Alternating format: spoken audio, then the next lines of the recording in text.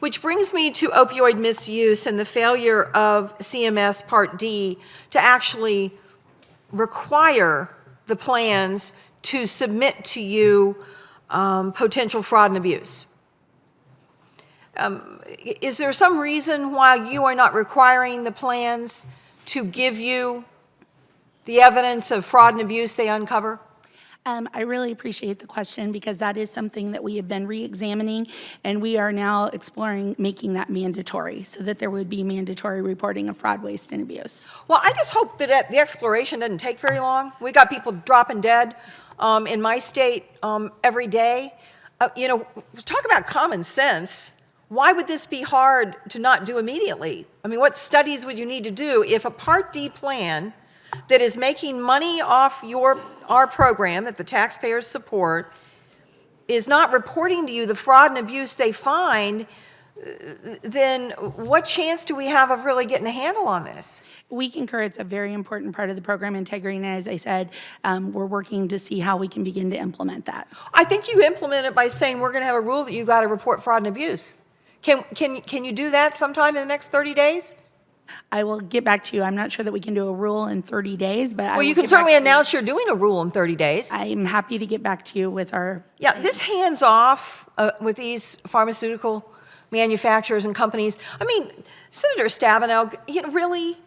A drug that's been around 47 years ago that's life-saving increases from $690 in 2014 to $4,500 at the beginning of 2017, more than 600%.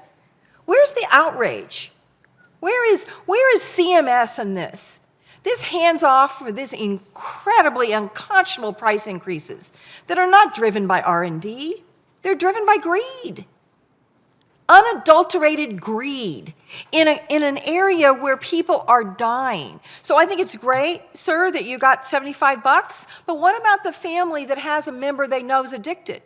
How much is it costing them to get naloxone or Narcan?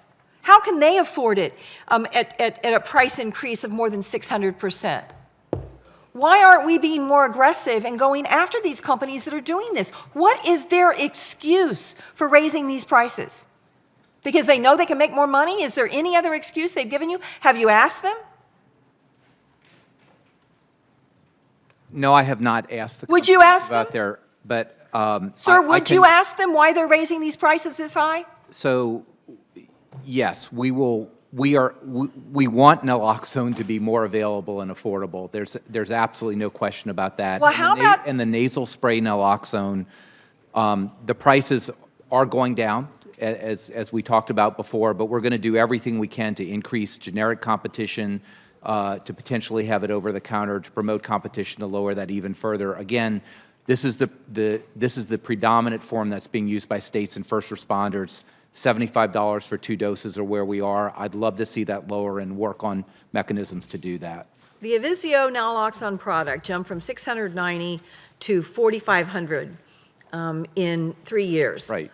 I would really appreciate you either telling me yes or no. Will you write them a letter asking them why the price increased by that much? What was their justification for that price increase? Would you do that?